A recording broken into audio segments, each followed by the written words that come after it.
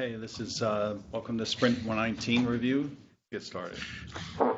So I'll go over the Sprint statistics. Harpreet will do the UI, Adam on providers, Greg on automate, Joe on platform, Alberto API, and Suyog on documentation. So there were 261 PRs merged in the last 2 weeks, and here are the top 3 repos that saw PRs merged. ManageIQ, UI Classic, and integration tests. And these are predominantly the repos that have the most amount of merges. Okay, and here again, we see the PRs that were opened, merged, and still remain open. And last sprint, I wanted to make a highlight of the number of releases in the past couple sprints. As you can see, we were just releasing a ton. So that's not going to stop. And here we have number of PRs by label that were merged. And the top 3 labels are test, enhancement, and bugs, which makes sense. And the health report shows a bunch of changes compared to the last sprint, but there's not much that always makes it apparent. The Azure, though, had a good number of duplication issues that came down. So while that's good, I don't have an answer for why that's good, but it's good. Over to Harpreet. Thanks, John. Hello, everyone. So total of total of 76 PRs were merged in all of the UI repos this sprint. Out of that, there were 4 minor enhancements, 38 bug fixes, and so on. Out of all the bug fixes, I have some listed here. So bug was fixed on the automate domain git refresh screen to display the silent UI errors, and also to redirect user when there's an error back to the list of domains to choose from screen. And in the chargeback rate editor and as well as on the details screen, there was a change made to show selected currency value consistent with the value in the currency dropdown on the edit screen. On the VM reconfigure screen, a fix was made to store chosen values correctly in the database. This issue was introduced with Rails 5.1 upgrade. Because with 5.1 upgrade, the parameters are being sent up as a action controller parameter object. So the change was made to convert it into a hash before storing the values. And a fix was made to use opacity class for disabled domain nodes in the tree in Automate Explorer to make them stand out. Bug was fixed on retirement screen when trying to retire more than one item. Save button always remained disabled. So a fix was made to set the savable state regardless of number of the items selected. A fix was made to translate report headers on downloadable PDF reports. Database accordion in Configuration Explorer has been removed from product. So that's no longer in the Configuration Explorer. Pause and resume provider buttons were removed from UI temporarily until there is more feedback on paused providers to fix an issue where user tries to perform certain actions on paused providers and they don't work. And in dialog editor, a fix was made to show validation titles on submit button when they are disabled. And that's all I have for the UI. On to Adam. Thanks, Harpreet.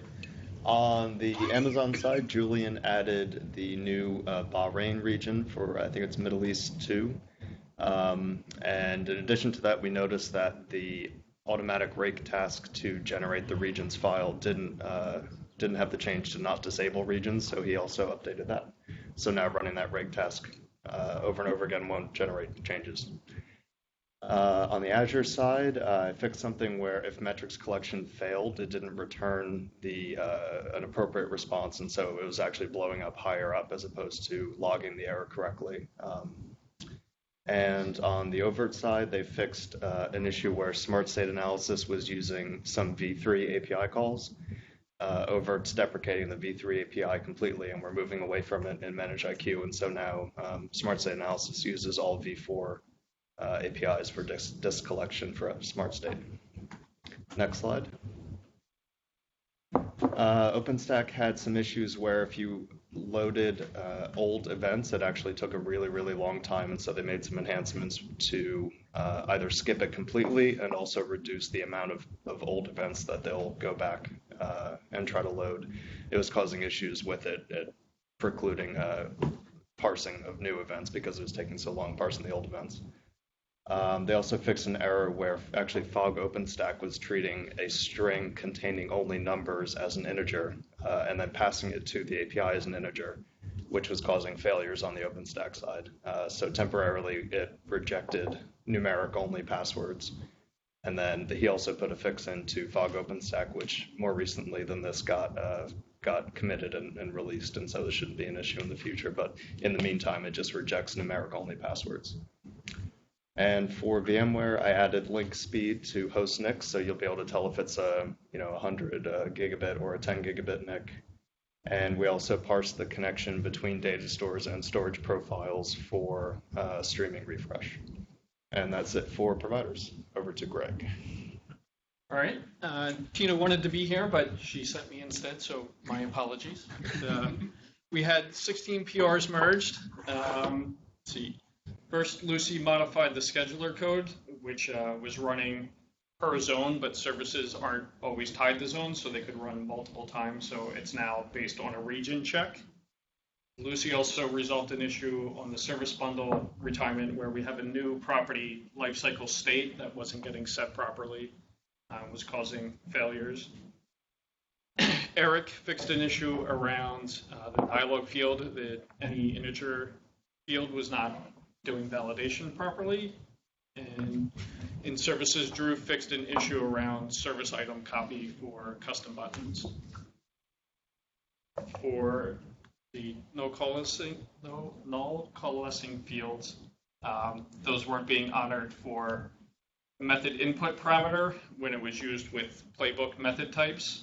Lucy put in a fix for that.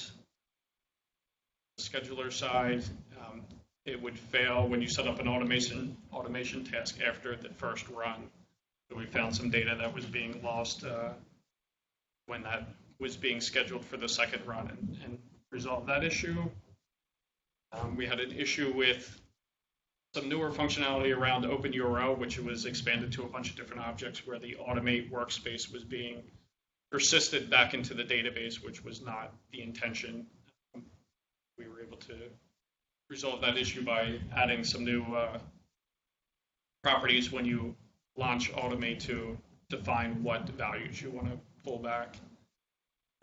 Patrick fixed an issue around Git import. I'm sorry, around the, oh, it was a Git import, sorry.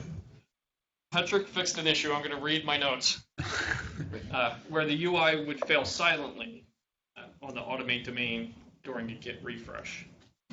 And then finally, Fabian's been going a little bit nuts, moving functionality that previously was in Automate into the core of the product. So he had a bunch of PRs there, and he's got a good 75% of the open PRs on the content repo right now. Wow.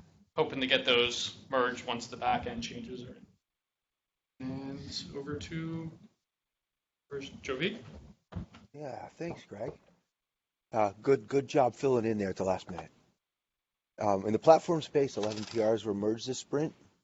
Libor addressed a couple of bugs, one where AWS key pairs were not viewable, and another he addressed by improving the exceptions to skip in the export schedules. Nickel fixed an issue where embedded Ansible would not run if the embedded Ansible role was not on the same server as the EMS operations roles. Keenan addressed an issue related to how method type for attribute parameters are handled differently in new versions of Rails.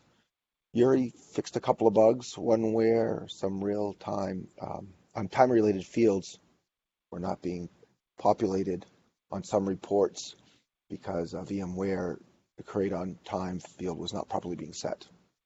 And another where service filters were causing a 500 internal server error because stagnant automate token keys were not being properly handled. Next slide, please. For enhancements, Libor contributed one to add import and export schedules as rate tasks. And he also made a refactoring to remove the unneeded value to tag and get call type methods. And lastly, Joe R. and Julian contributed a couple of PRs to address Ruby on Rails upgrade issues. And that wraps it up for the platform. On to Alberto for the API. Thanks, Joe. So for the API, we had two enhancements coming in this sprint. This one was by Grare. He added a new endpoint for querying widgets and to trigger the widget content generation. Because currently they were only created on the schedule set per widget, but with this enhancement, now the users can trigger that via the API. So you can see the queries of the API widgets, as well as the post for the generate content action on a resource or as a bulk action. Next slide, please. Okay, so David added a new endpoint. The auth key pairs enhancement was needed for the UI for the full CRUD operations on the auth key pairs as well as the setting ownership. So you can see here the list of the examples. The first one for creates, the next two for the fetching the collection and the resource, as well. Next is updating with the put or the post edit action, followed by the set ownership action on a resource or bulk, and lastly the delete actions. And that's it for the API. Hi everyone. We merged 10 PRs in this sprint, of which 8 were bugs and 2 enhancements. We've updated the VMware VDDK instructions in the Managing Infra and Inventory guide, and also single-sourced it with the Managing Providers guide as well. We've removed the cross-providers inside chapter from the Managing Providers guide as it's no longer supported. We've fixed the command to create binary backup in the general config guide.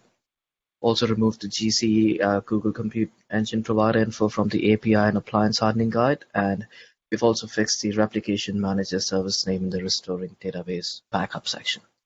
And that's it for documentation. Okay, that wraps up Sprint 119. The next sprint review is in 2 weeks on September 18th. See you then.